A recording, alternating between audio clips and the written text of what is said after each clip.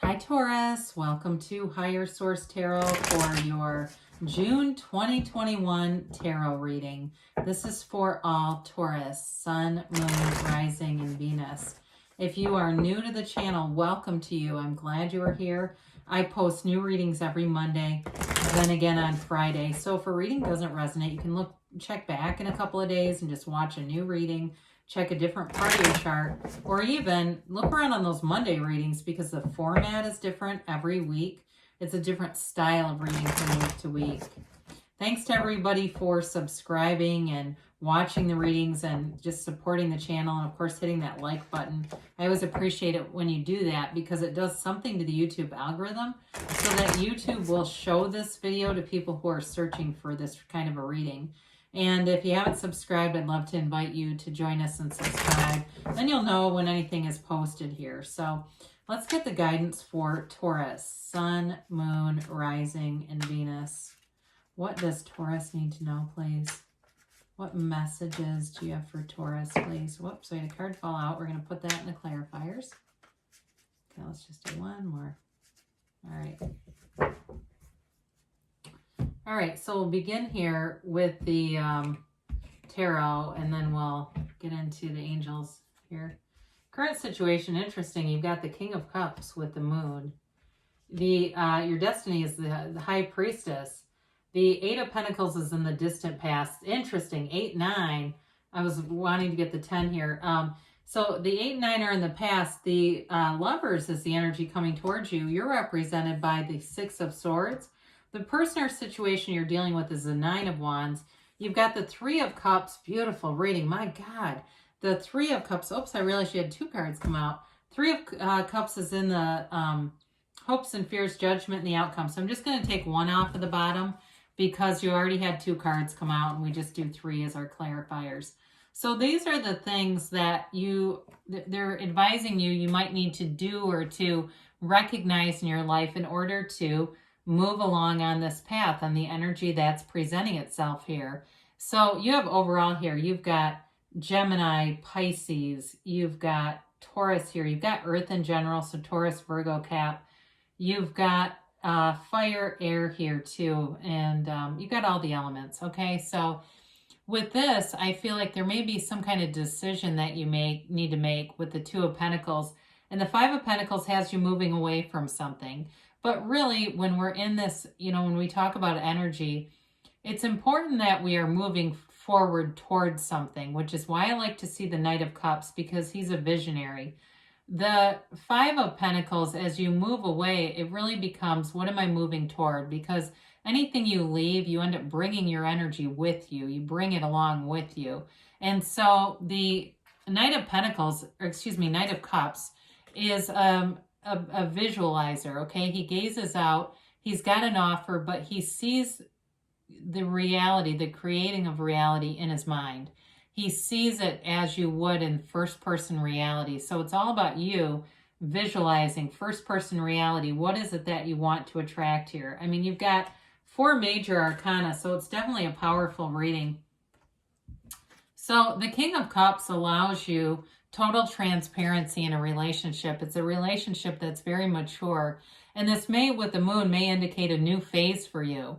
The Moon brings a new phase, and it's all from source energy. You've got, interestingly enough, you've got this pool of consciousness that is the soul. It's all things are born from the soul level.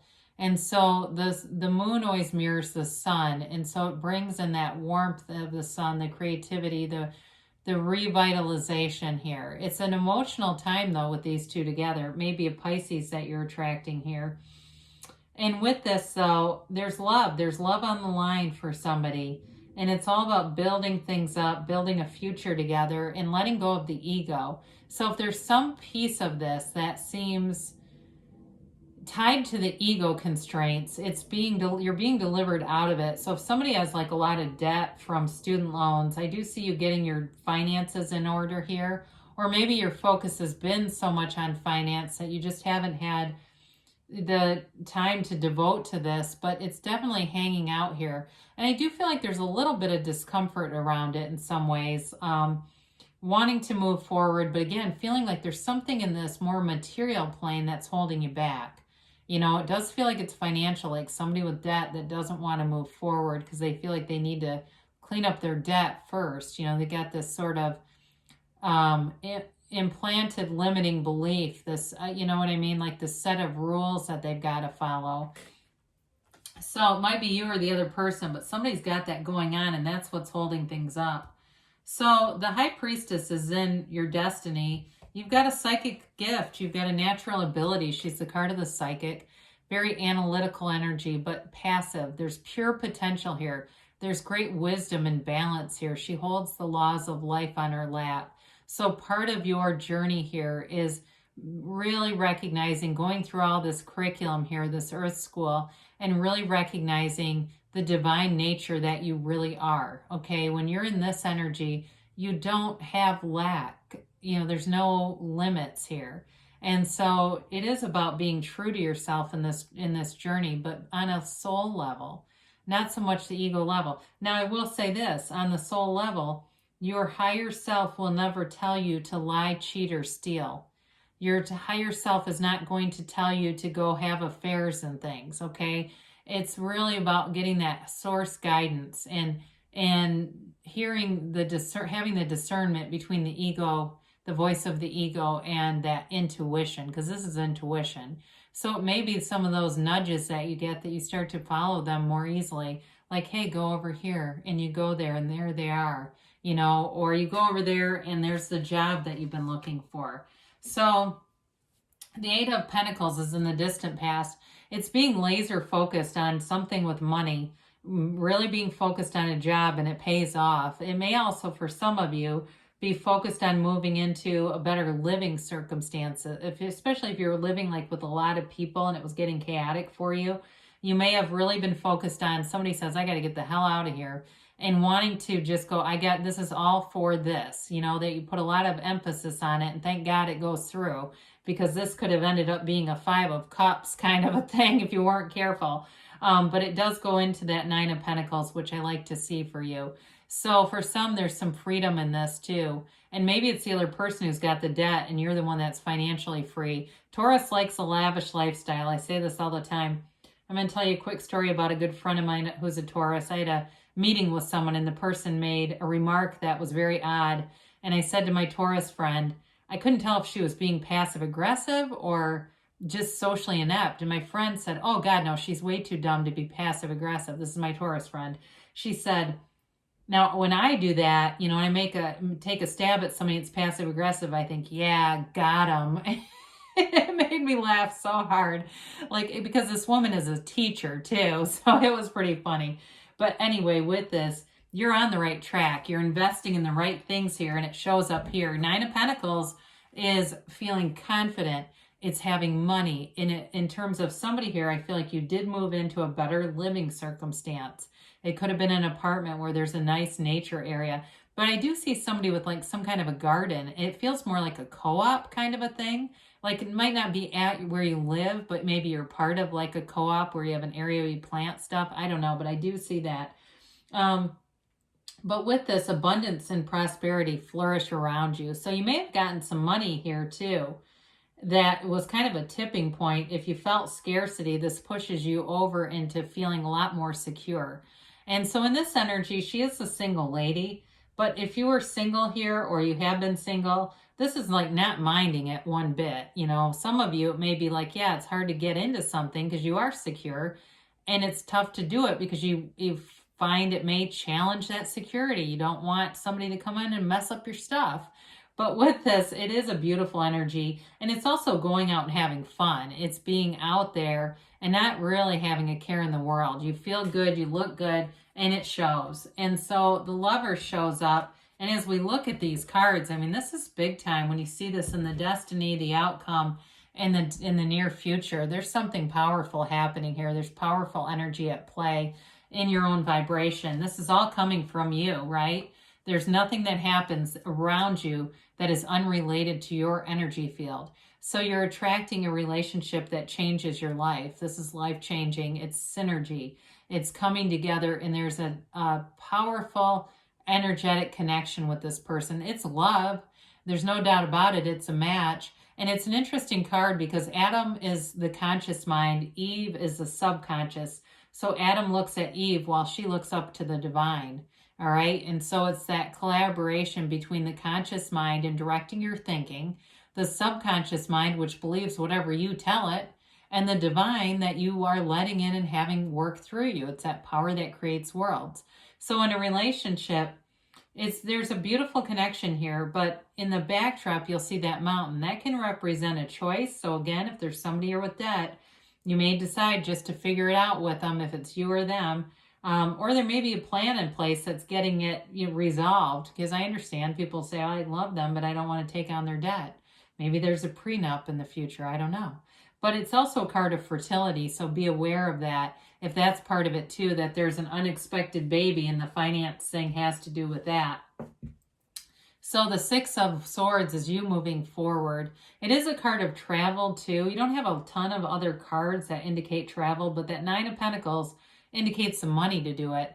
But in terms of spiritually too, it's moving forward in this sort of way of getting your emotions and your energy balanced, all right? You may have people around you who give you good guidance, good suggestions, somebody who's just a good sounding board for you. And the Nine of Wands, the situation, you've got a little bit of protect mode going on here. And like I said, I feel like there's somebody in this that feels a little vulnerable. And so part of it is just giving that unconditional acknowledgement, like we're divine beings in this earthly way, okay? Whatever this crap is, whatever material hole you might have dug yourself into, it's possible to get out of it.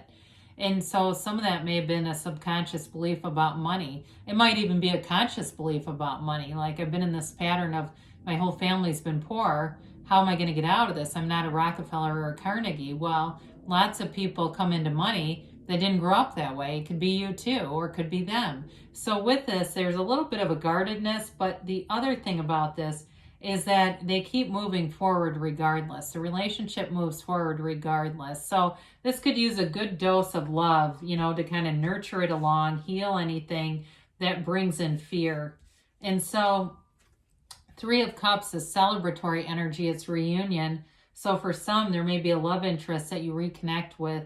If there's been some uncertainty from that current situation, it comes back together here. For others of you, though, it's just a celebration of love. It's feeling in love. And it's feeling like all areas of your life are moving forward. You've got enough money. You've got stability in a career. And it just feels like a really nice energetic shift. And so Judgment comes in, and it's a very mature energy. You've got two archangels. You've got Raphael and you've got Gabriel here. So you leave the confined boxes. You leave the conventions of what other people think you should do, and you go on your own and you're free here. It is a card of any partnerships that don't serve you, you'll end. And that doesn't mean like love necessarily. Any friendships, any work relationships that just they're not in that revolutionary field, you won't stay in them. You won't be confined. You will not be boxed in this energy.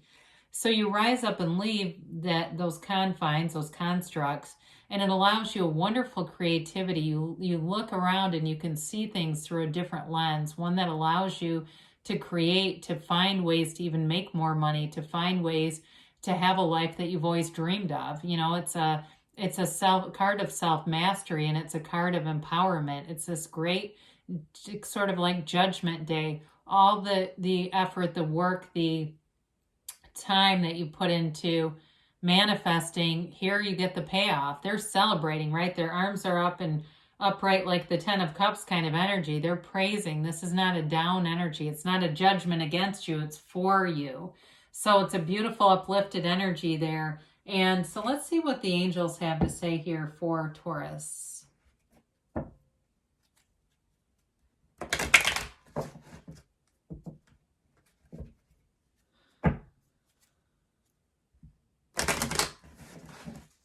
And let's get a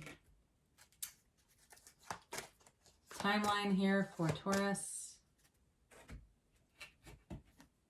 And a yes, no, maybe. All right, you have here compromise. So if there's a love relationship you're looking to reconcile, you may have to, be willing to see or hear the other person out in terms of work life too. There may be something about this that you kind of negotiate around, but it's not about giving up what you want. It's not about giving up your dreams. It's just sort of like a finessing. Now you've got improving health. This can be spiritual health, okay? It doesn't have to be physical, although it could be, but I feel like with that Nine of Pentacles, they're definitely feeling tight. I get the word tight. I don't know why. But anyway, definitely feeling good. So improving health, again, I feel like it's sort of that overall energy where everything comes together. You got a golden opportunity here. This doesn't come around very often, the energies that you have here. And it's in a place where you have no resistance. You can move forward in the way that you like to do, in a very strong way. But your creativity too, I feel like you have people following you. There's something about the way that you deliver it, your ideas at work, your ideas in life, and people really want to have more of it. They want to stay connected with you. You got within the next few months. So things are definitely moving forward here. You've got don't stop. So whatever you're doing, you're on the right track here, Taurus. Good things are coming for you. I love you, and I'll be back again soon.